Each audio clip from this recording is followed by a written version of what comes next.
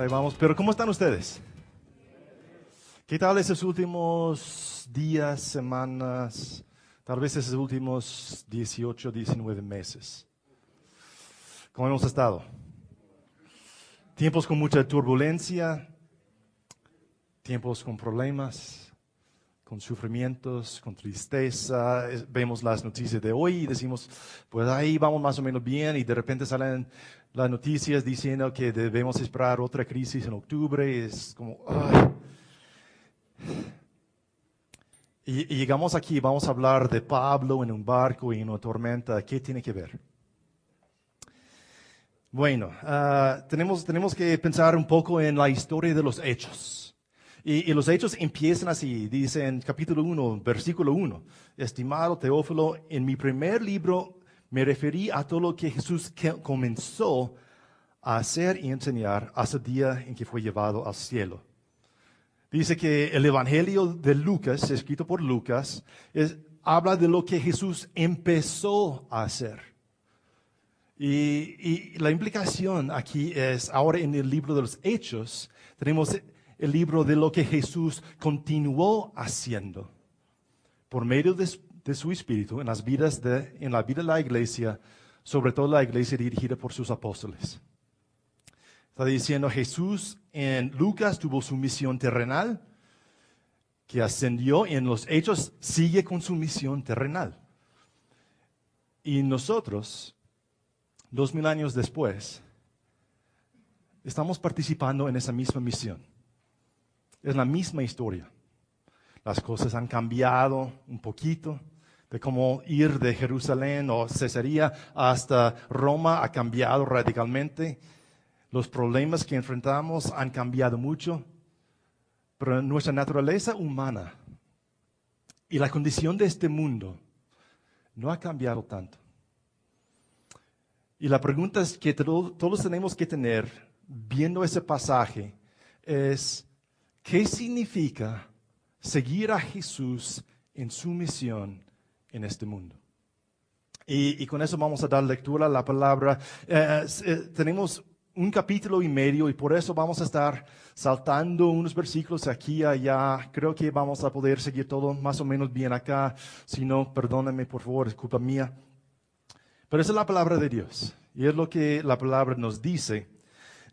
Pues estamos empezando con capítulo 17, versículo 1, pero la verdad es que para un poco de contexto empieza un versículo antes. Y Pablo, frente a las autoridades, con esa denuncia en su contra, había apelado al emperador. Entonces allí dice, Agripa le dijo a Festo, se podría poner en libertad a este hombre si no hubiera apelado al emperador. Pero debido a esto tiene que ir al emperador. Y eso es lo que dice nuestro pasaje. Dice, cuando se decidió que navegáramos rumbo a Italia, entregaron a Pablo y a algunos otros presos a un centurión llamado Julio, que pertenecía al batallón imperial. Subimos a bordo de un barco con matrícula de Adremitio, que estaba a punto de zarpar hacia los puertos de la provincia de Asia. Y nos hicimos a la mar. Nos acompañaba Aristarco, un macedonio de Tesalónica. Versículo 9. Se había perdido mucho tiempo y era peligrosa la navegación por haber pasado ya la fiesta del ayuno. Así que Pablo les advirtió, señores, veo que nuestro viaje va a ser desastroso y que va a causar mucho perjuicio tanto para el barco y su carga como para nuestras propias vidas. Pero el centurión, en vez de hacerle caso, siguió el consejo de timonel y del dueño del barco. Como el puerto no era adecuado para invernar, la mayoría decidió que debíamos seguir adelante, con la esperanza de llegar a Fenice, puerto de Creta, que da al sureste y al noreste, y pasar allí el invierno. Entonces zarparon y hubo una tormenta increíble, y ahora en versículo 21, llevamos ya mucho tiempo sin comer. Así que Pablo se puso en medio de todos y dijo, señores, debían haber seguido mi consejo y no haber zarpado de Creta. Así que habrían ahorrado ese perjuicio y esa pérdida. Pero ahora los exhorto a cobrar ánimo, porque ninguno de ustedes perderá la vida, solo se perderá el barco. Anoche se me apareció un ángel de Dios, a quien pertenezco y a quien sirvo, y me dijo, no tengas miedo, Pablo. Tienes que comparecer ante el emperador, y Dios te ha concedido la vida de todos los que navegan contigo. Así que ánimo, señores. Confío en Dios que sucederá tal y como se me dijo. Sin embargo, tenemos que encallar en alguna isla. Ya habíamos pasado 14 noches a la deriva por el mar Adriático, cuando a eso de la medianoche los marineros presintieron que se aproximaban a tierra. Echaron la sonda y encontraron que el agua tenía unos 37 metros de profundidad. Más adelante volvieron a echar la sonda y encontraron que tenía cerca de 27 metros de profundidad. Temiendo que fuéramos a estrellarnos contra las rocas, echaron 4 anclas por la popa y se pusieron a rogar que amaneciera. En un intento por escapar del barco, los marineros comenzaron a bajar el bote salvavidas al mar, con el pretexto de que iban a echar algunas anclas desde la proa. Pero Pablo les advirtió al centurión y a los soldados, si estos no se quedan en el barco, no podrán salvarse ustedes. Así que los soldados cortaron las amarras del bote salvavidas y lo dejaron caer al agua. Versículo 39. Cuando amaneció, no reconocieron la tierra, pero vieron una bahía que tenía playa, donde decidieron encallar el barco a como diera lugar. Cortaron las anclas y la dejaron caer al mar, desatando a la vez las amarras de los timones. Luego izaron a favor del viento la vela de proa y se dirigieron a la playa. Pero el barco fue a dar en un banco de arena y encalló. La proa se encajó en el fondo y quedó varada, mientras la popa se hacía pedazos al embate de las olas. Los soldados pensaron matar a los presos para que ninguno escapara a nado. Pero el centurión quería salvarle la vida a Pablo y les impidió llevar a cabo el plan. Dio orden de que los que pudieran nadar saltaran primero a la borda para llegar a la tierra, y que los demás salieran valiéndose de tablas o del resto del barco. De esta manera todos llegamos sanos y salvos a la tierra. Una vez a salvo, nos enteramos de que la isla se llamaba Malta. Los isleños nos trataron con toda clase de atenciones. Encendieron una fogata y nos invitaron a acercarnos, porque estaba lloviendo y hacía frío. Sucedió que Pablo recogió un montón de leña y la estaba echando al fuego cuando una víbora que huía del calor se le prendió en la mano. Al ver la serpiente colgada de la mano de Pablo, los isleños se pusieron a comentar entre sí: sin duda este hombre es un asesino, pues aunque se salvó del mar, la justicia divina no va a consentir que siga con vida. Pero Pablo sacudió la mano y la serpiente cayó en el fuego, y él no sufrió ningún daño. La gente esperaba que se hinchara o cayera muerto de repente. Pero después de esperar un buen rato y ver que nada extraño les sucedía, cambiaron de parecer y decían que era un dios. Cerca de ahí había una finca que pertenecía a Publio, el funcionario principal de la isla. Este nos recibió en su casa con amabilidad y nos hospedó durante 3 días. El padre de Publio estaba en cama, enfermo con fiebre y disentería. Pablo entró a verlo y, después de orar, le impuso las manos y lo sanó. Como consecuencia de esto, los demás enfermos de la isla también acudían y eran sanados. Nos colmaron de muchas atenciones y nos provieron de todo lo necesario para el viaje. Al cabo de 3 meses en la isla, zarpamos en un barco que había invernado allí. Era una nave de Alejandría que tenía por insignia a los 2 dioses Dioscuros. Hicimos escala en Siracusa, donde también quedamos 3 días. Desde allí navegamos bordeando a la costa y llegamos a Regio. Al día siguiente se levantó el viento del sur y al segundo día llegamos a Puteoli. Allí encontramos a algunos creyentes que nos invitaron a pasar una semana con ellos. Y por fin llegamos a Roma. Los hermanos de Roma, habiéndose enterado de nuestra situación, salieron hasta el foro de Apio y 3 tabernas a recibirnos. Al verlos, Pablo dio gracias a Dios y cobró ánimo. Vamos a orar. Padre, te damos muchas gracias. Gracias porque eres bueno. Gracias porque nos has dado tu palabra. Que tu palabra es la verdad. Y no es simplemente una verdad antigua, una verdad teórica. Es una verdad real. Es una verdad necesaria para nuestras vidas.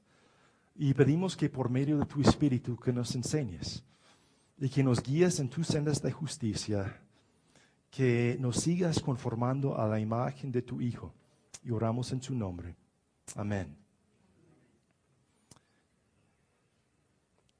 Pues ahora, ¿quién tiene ganas de viajar a Roma?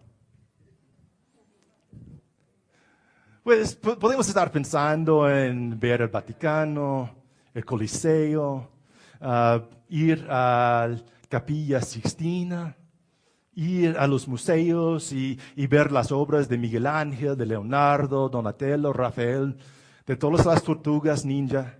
Ahí están. Y en tiempos no de pandemia, es una cuestión de tener un pasaporte de plata.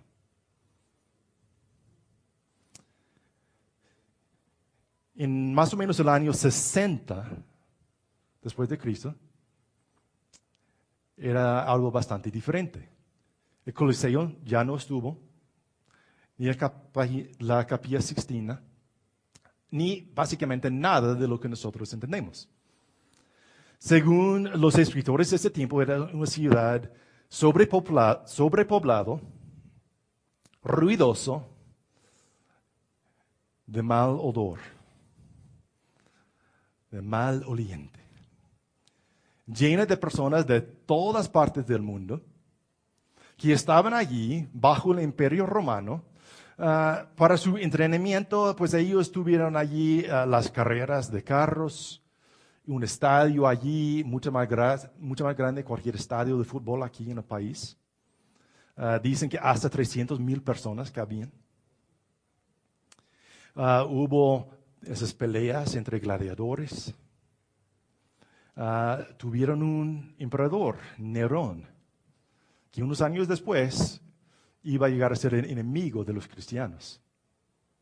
Y en todo esto, Pablo está viajando hacia esa ciudad. Y eso no es cualquier cosa, porque ya hemos visto muchos detalles. No existían en ese tiempo barcos para pasajeros. No pudieran subir en un crucero y de todo incluido. Todos los barcos eran barcos de carga. Y uno tuvo que pagar su pasaje y llevar su propia comida consigo. Y como eran barcos de carga, pues no es como un vuelo directo.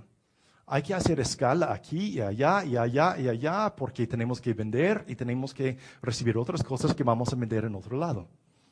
Entonces es un proceso muy lento. En tiempos buenos, de Cesarea, donde estuvo Pablo, hasta Roma, pues vas a tardar unas 5 semanas.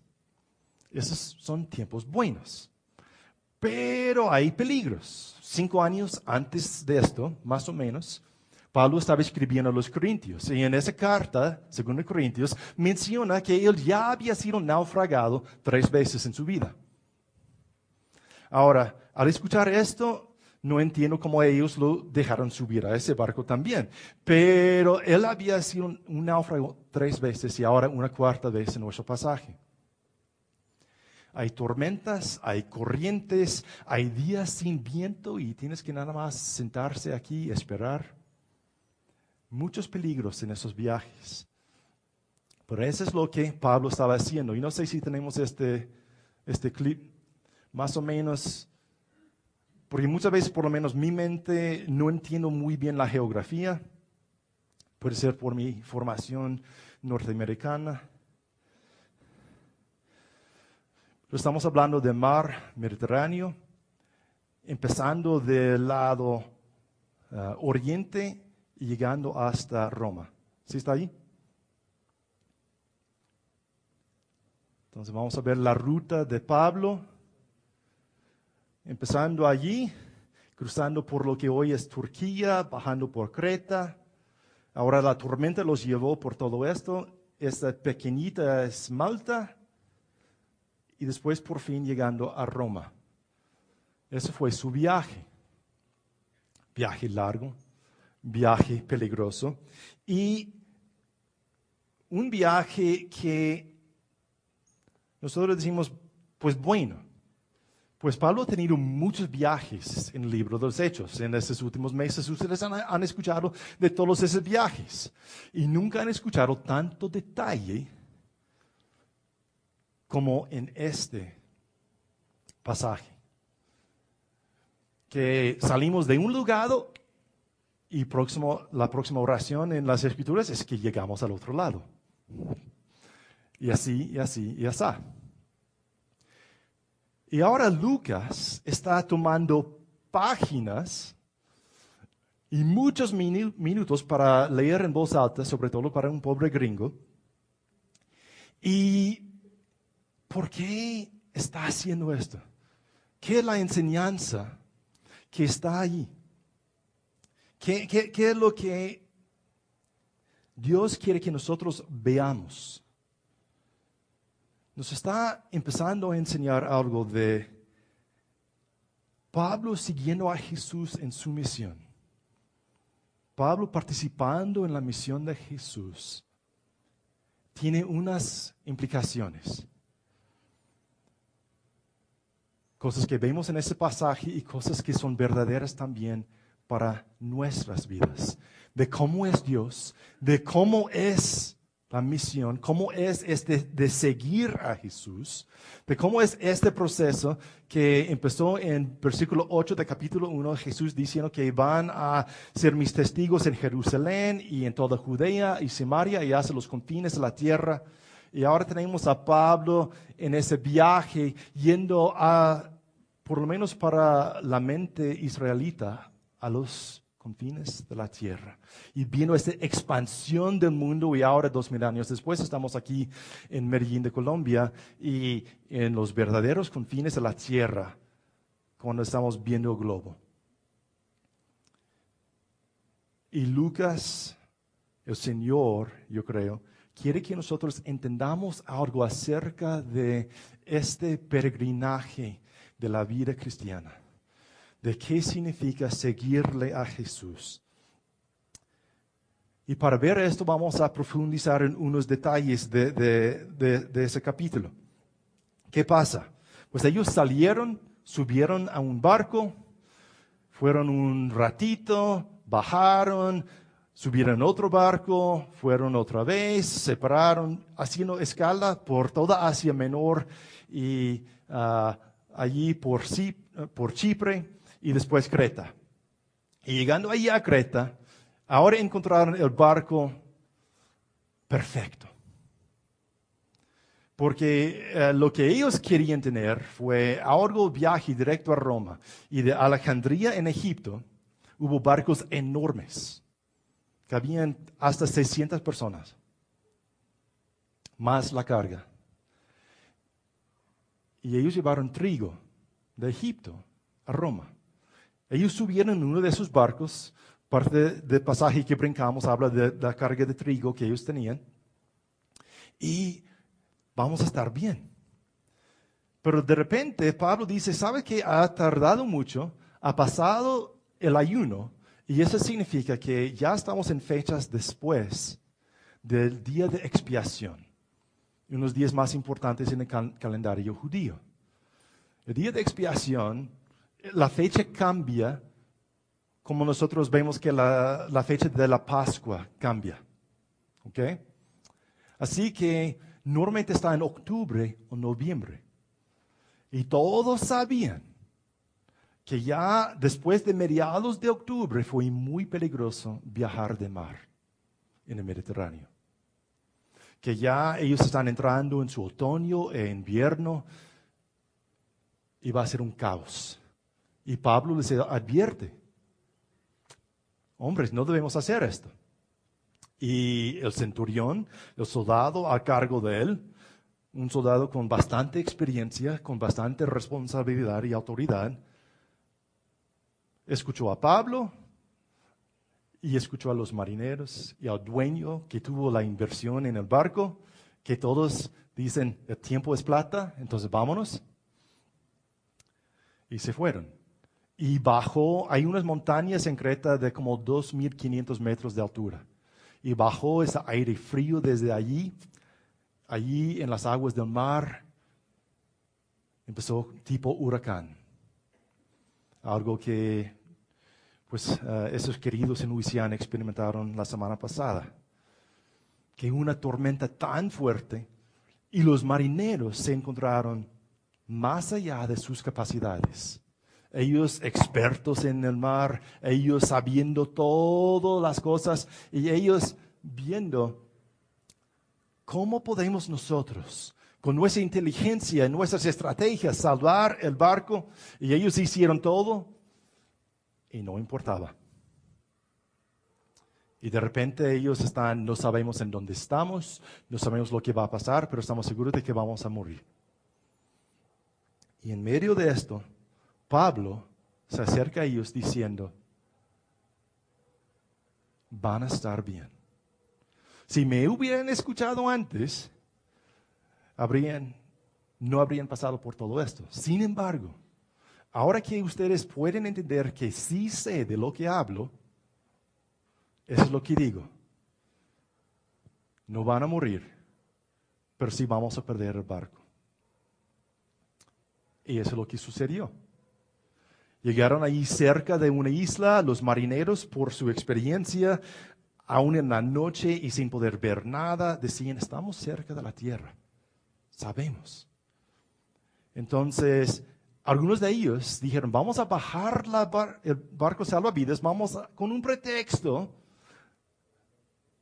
de bajar más anclas, vamos a salvarnos a nosotros mismos.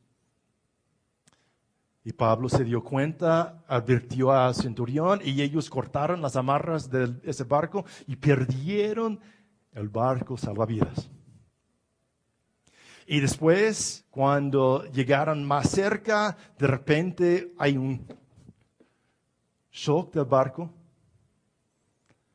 y ya no se movía, pero sí se movía. Porque las olas estaban allí aplastando y aplastando vez tras vez más y más al barco. Hasta que temían que de repente iban a perder el barco totalmente y todos iban a ir al fondo. Entonces los soldados decían, pues vamos a nadar, pero vamos a matar a esos presos primero. Porque nosotros no queremos ser los responsables de unos presos escapados. Y otra vez, hay la salvación de Dios. Y el centurión, que parece que ya ser buen amigo de Pablo, dice, no vamos a matar a ellos. Que todos llegaron salvos. Y después, los isleños llegan. Dice aquí que pusieron una fogata, pero hubo más de 260 personas en el barco, entonces podemos estar pensando en varias fogatas allí en la playa. Y Pablo está allí cargando leña, está allí echando la leña al fuego y sale una víbora. Y lo muerde allí en la mano. ¿Y qué pasa con los isleños diciendo, pensaste que te había salvado la vida, pero no, hombre. Tienes que ser una persona bastante mala. Tú eres asesino, ¿no? Vamos a ver la justicia divina. Y todos se sentaron ahí a su alrededor, parece, nada más diciendo, vamos a ver el show. Él se va a morir. Y Pablo como, sí, una víbora. Ahí, a las llamas. Y siguió como todo bien. Y todo estuvo bien. Entonces de repente pues hay el papá del funcionario de la isla, está mal. Y Pablo entra y lo sana. Y todos dicen, ¿él puede sanar? Y de repente el show es un show diferente. Y todos están llegando a ser sanados y todos salieron sanados. Hasta que por fin llegaron a Roma. ¿Por qué todo esto? Uno, ese pasaje nos muestra la fidelidad de Dios. Que Dios es fiel. Dos, nos habla de la participación del hombre en su misión y cómo se ve, cómo se experimenta. Y tres, vamos a ver la transformación del hombre en ese proceso. Uno, la fidelidad de Dios. ¿Cómo vemos esto? Pues en primer lugar es su fidelidad con su misión. Jesús había dicho en capítulo 1, versículo 8, estas noticias van a llegar hasta los confines de la tierra. Y que hemos visto por 17 capítulos, ya entrando en el capítulo 28, la progresión, la expansión del Evangelio en todo el mundo. El Evangelio está avanzando. Los apóstoles allí predicando el día de Pentecostés, después Felipe yendo a Samaria, después otros pues gentiles se enteraron, después vemos a Pablo en Asia Menor, lo que hoy en día es Turquía, y también en partes de Grecia, y ahora llegando a Italia, a Roma.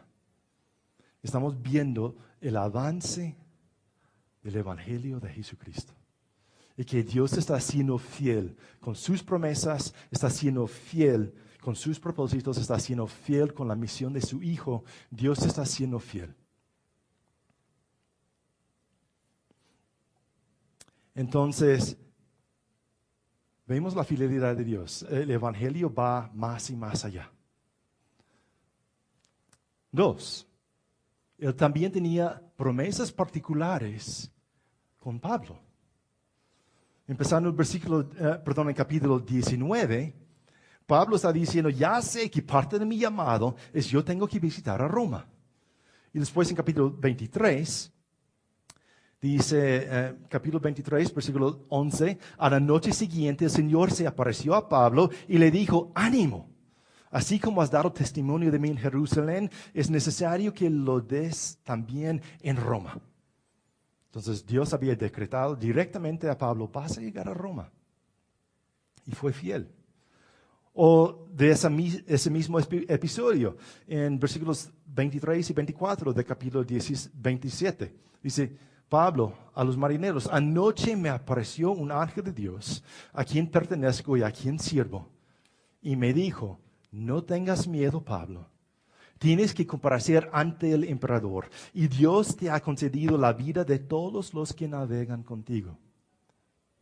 ¿Y qué pasa? Dios fue fiel. Fue fiel a su palabra. Dios es fiel a todas sus promesas. Dios es fiel aquí en el libro de los Hechos, en la vida de Pablo, y también es fiel en tu vida. También es fiel en este mundo. Es fiel en medio de una pandemia. Es fiel en todos los momentos. Pero también hay un choque ahí, ¿verdad? Porque decimos, es fiel y miren todo esto. Pero ese nos lleva al segundo punto, la participación del hombre. Los hombres estamos participando, los hombres y mujeres. No queremos ser exclusivos. La humanidad está participando en la misión de Dios. ¿Y qué pasa ahí? Que vemos, uno, que es necesario. Jesús había dicho, ustedes serán mis testigos. Que es necesario que nosotros seamos testigos. Pero el que ser testigo es peligroso. ¿Y qué vemos de Pablo? Que es prisionero, que pasa por la tormenta, que casi fue ejecutada, que fue naufragado, que fue mordido por la serpiente, que fue juzgado por los isleños. Que saliendo de todo esto, sigue siendo prisionero. Y ese es solo este pasaje. No estamos mencionando todo lo demás que había pasado a Pablo. A veces tenemos este mensaje que dice que siga a Jesús y todo le va a ir bien. Siga a Jesús y pare de sufrir. Siga a Jesús y vas a tener comodidades. Tu familia va a estar bien. Vas a tener la plata que necesitas. Vas a tener las relaciones que quieras.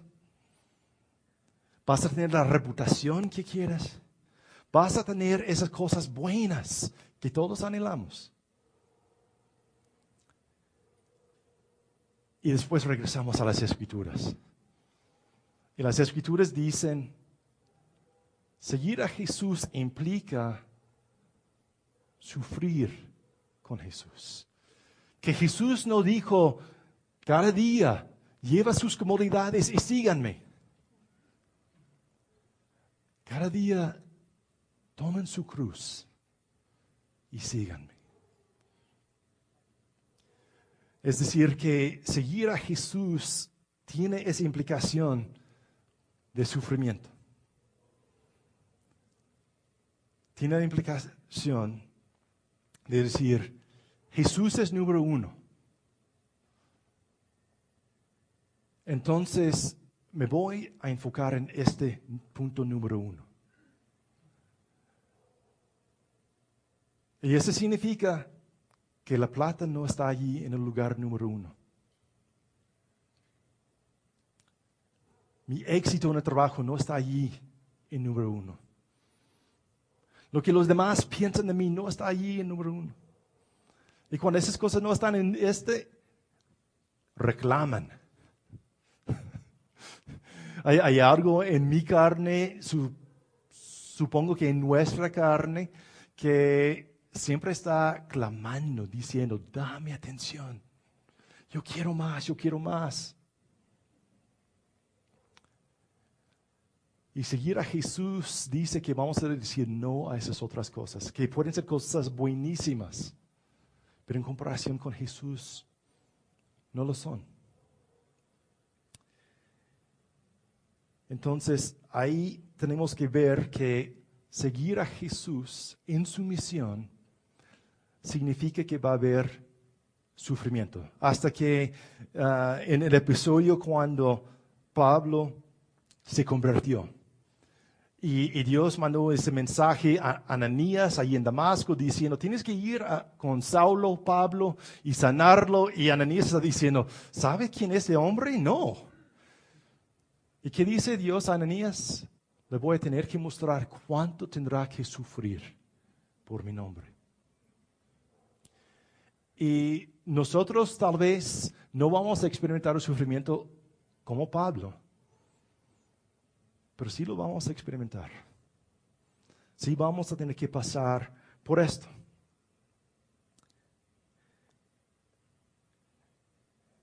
Y si quieren leer la lista enorme de sufrimientos de Pablo, pues pueden dar lectura después a 2 Corintios capítulo 11. Y ahí se les va a explicar todo. Entonces, no se preocupen. Dios tiene unos sufrimientos bien escogidos para ustedes. Y para mí.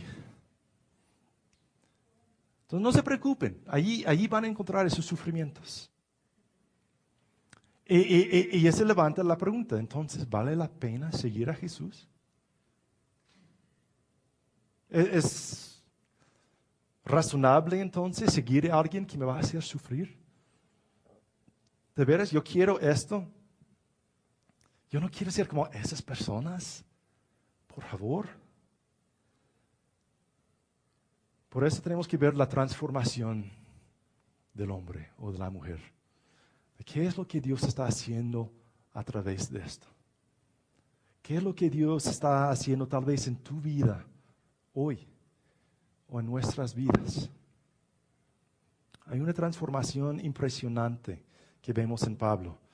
Si se acuerdan, en capítulo 7, Pablo era un hombre enojado, un hombre de odio.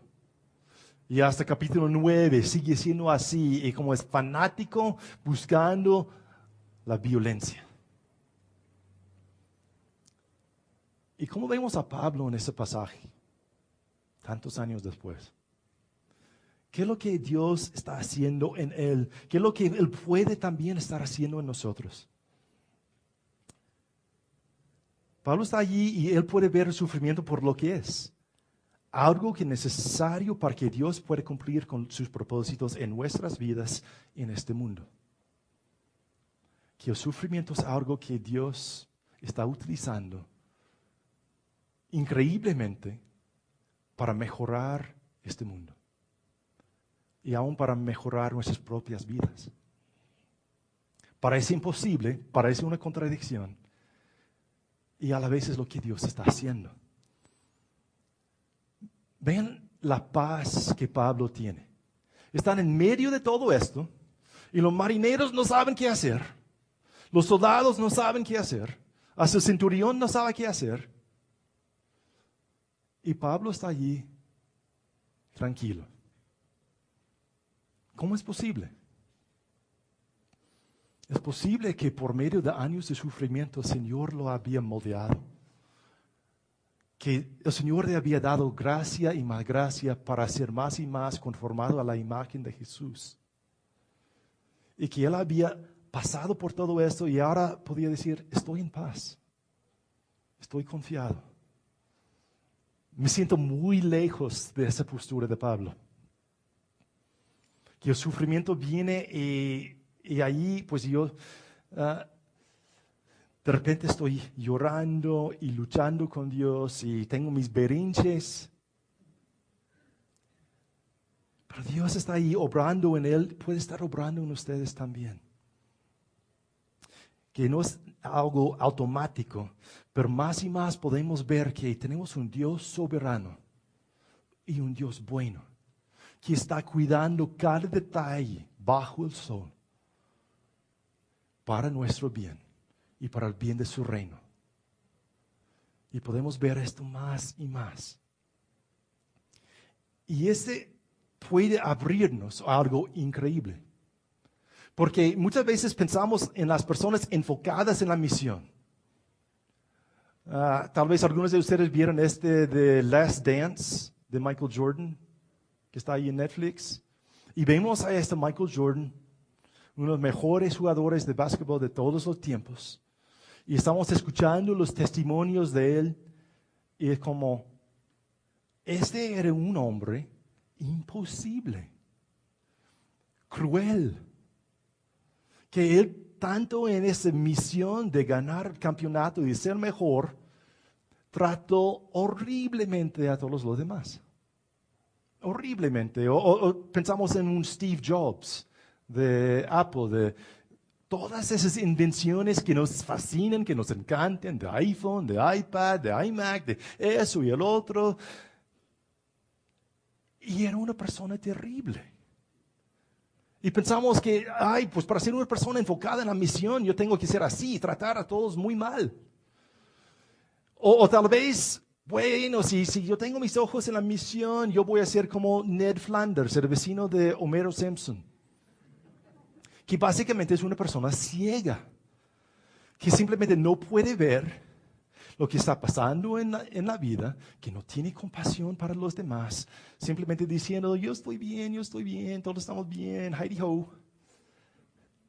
O tal vez estamos pensando en la tía abuela de fulano, no sus tías abuelas de otra persona, que es esa persona súper religiosa, aferrada, que hace todos los ritos, todas las actividades, pero ¿por qué? Por miedo. Y yo veo la misión y yo tengo tanto miedo y no. Y estamos viendo, pues yo no quiero ser Ned Flanders, yo no quiero tratar a las personas como Steve Jobs, yo no quiero ser como la tía abuela. ¿Cómo puedo ser una persona bien a la misión y ser una persona decente? Una persona que la verdad quisiera ser. Y vean lo que pasa con Pablo. Los soldados están diciendo, me conviene simplemente matarlo. Los marineros están allí diciendo, la verdad es mejor abandonarlo. ¿Por qué fue esa promesa de Dios en su sueño? Por mi amor a ti, Pablo, yo voy a salvar a esas personas que están contigo porque yo sé que los quieres. Y después los isleños.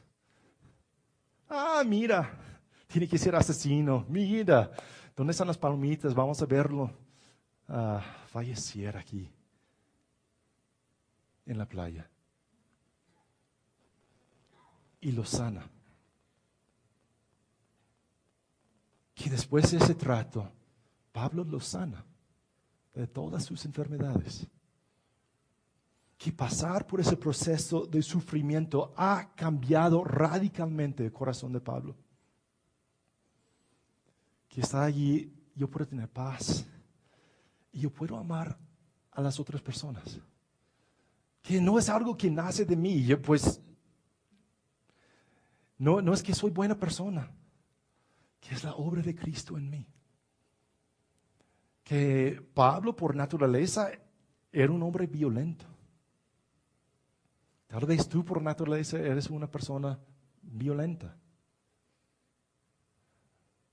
O tal vez no te gusta la violencia, pero sí eres una persona muy egoísta. Tal vez eres una persona muy coda. Quizás eres una persona chismosa. Quizás eres una persona X. Y Dios, por medio de nuestra participación en su vida, por medio de su Espíritu en nuestros corazones, por medio de estos sufrimientos que Él tiene bien escogidos para nosotros, nos está cambiando y nos está transformando. Y lo está haciendo por su amor hacia nosotros. Que nosotros podemos ver esto y decir, bueno, estuvo bien para Pablo, pero para el siglo XXI no me gusta. Sí, ese fue para Pablo en particular, pero para nosotros, quién sabe. Pero tenemos que ver a Jesús.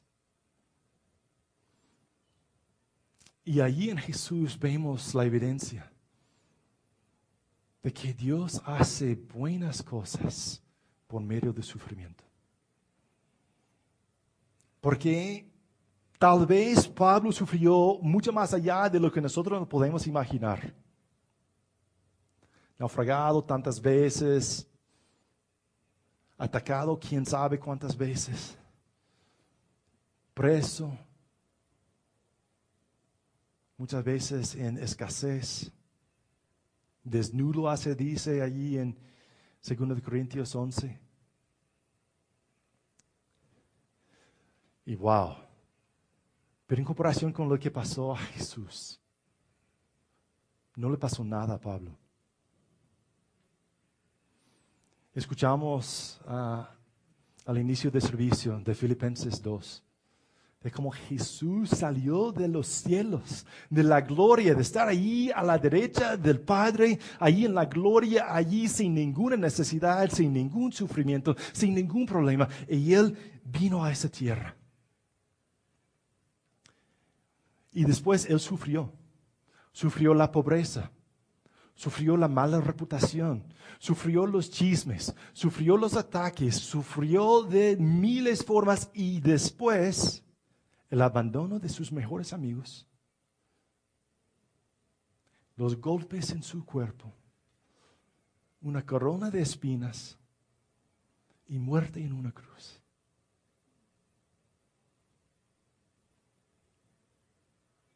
Y Él hizo esto porque nos ama. Porque te ama a ti. Que dio su vida allí por ti, que allí pagó el precio de mis pecados, de sus pecados. Allí Él sufrió la agonía del infierno para que nosotros no tengamos que hacerlo. Para que nosotros no tengamos que pasar por este paso. Porque tenemos sufrimiento hoy sí. Pero habrá un día sin sufrimiento. Habrá un día cuando Dios nos va a quitar cada lágrima de nuestros ojos. Va a haber un día cuando ya no habrá muerte, no habrá maldición, no habrá noche, no habrá oscuridad. Porque el Señor va a venir en toda su gloria y nos va a dar su nombre especial. Y vamos a vivir y pertenecerle a Él para siempre. Y Dios hizo todo esto por medio del sufrimiento y sacrificio de Jesús. Así que si Él puede hacer algo bueno allí, tal vez Él puede hacer algo bueno por medio de lo que tú estás sufriendo ahora también. Aunque tu sufrimiento sea grande, y nadie quiere menospreciar tu sufrimiento. Duele, es malo. Pero Dios en medio de esto está siendo fiel. Está buscando tu participación en su misión. Y Él te va a transformar a la imagen de su Hijo. Oremos. Padre, te damos gracias. Gracias porque tú eres bueno. Gracias porque nosotros no somos los buenos. Pero tu Hijo sí. Nosotros tal vez no tenemos esta paz de Pablo o no tenemos ese amor para nuestros enemigos como Pablo. Y por eso necesitamos recibir aún más de ti. Danos gracia, que sigas siendo paciente con nosotros, que sigas mostrándonos tu amor. Y para los que tal vez no están en este punto de decir, sí, Jesús es mi Señor. Padre, pido que los ayudes a entender la belleza de tu Hijo. Que los ayudes a ver la profundidad de su amor. Que los ayudes a ver su bondad.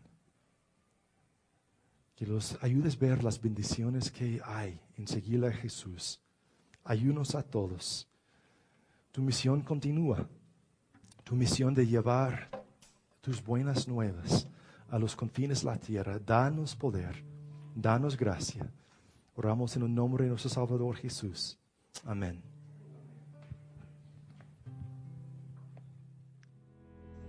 Gracias por acompañarnos. Si quieres conectarte con nosotros, síguenos en nuestras redes sociales. En Facebook, en Instagram y en YouTube estamos como Redil Belén.